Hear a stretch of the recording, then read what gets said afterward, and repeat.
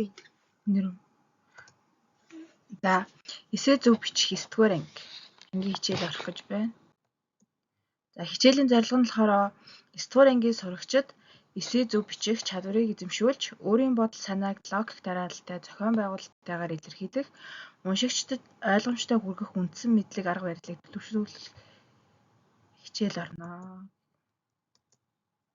Эсээ гэж юу вэ? Өөрийн бодол санаа байр сууриа логик дарааллаар нотолгоотой ойлгомжтой илэрхийлсэн бичвэр эсээ өөрийн бодол санаа байр сууриа логик дарааллаар нотолгоотой ойлгомжтой илэрхийлсэн бичвэр юм аа. Эсээ бичихтэй эхлэл, гол, төгсгөл хэсэг гэж 3 хагдана. Бичихтэй зүйлийн эхлэл хэсэгт нь болохоор бичих зүйлийнхээ гол санааг илэрхийлсэн байна. Гол хэсэгт нь болохоор түлхүүр өгүүлбэр болон эхлэл цогцлборт өгөгдсөн гол санааг лавшруулах, дэмжих, нэмэн үргэлжлүүлэх мэдээллүүдийг агуулсан байна. Төгсгөл хэсэгт нь болохоор эсээнийхээ санааг нэгтгэн дүгнэх, гол санааг илэрхийлсэн бүхий хэсэгт тайлан бичнэ. Болсон слайд.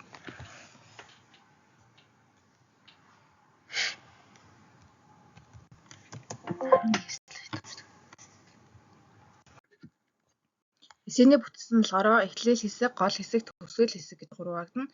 Эхлэл хэсэгт нь болохоор сэдвийг сонирхолтой байдлаар танилцуулах, асуудал санааг товч дурдах, эсээгийн гол санааг илэрхийлэх өгүүлбэр байна. Суур мэдээлэл байна. Сэдв сонгосон шалтгаанаа бичнэ. Гол хэсэгт нь болохоор шин санаа нэмнэ. Тухайн мэдээг тодорхой баримт жишээгээр баяжуулсан байх. Давуу сул талыг дурдан үр дүн бичих, дэмжих зохицуулбаар нэмж бичнэ. Төгсгөл хэсэгт нь болохоор эцсийн дүгнэлтийг бичиж урам зориг өгч төгсөх буюу урайлж дууцсан өгүүлбэр нэмж олон уншигчдад үргэлжлүүлэн бодох байдлаар төгсгөж болно. Эсээ бичихтэй анхаарах зүйлс нь болохоор гол үзэл санаагаа тулгасан түлхүүр өгүүлбэрээр ихтэх, түлхүүр өгүүлбэрийн санааг баримтаар дэлгэрүүлэн дэмжих, их бих хэсэг буюу дэмжих цогцлборуудыг уялдуулан холбож зохион байгуулна.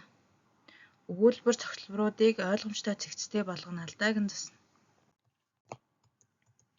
Дүгнэлт: эсээ бичих нь сурагчдын өөрийн бодол санааг тодорхой логик дарааллаар илэрхийлж сурах чухал чадвар юм аа. Зохион байгуулалттай бүтэц ашиглан эхлэл, гол, төгсгөл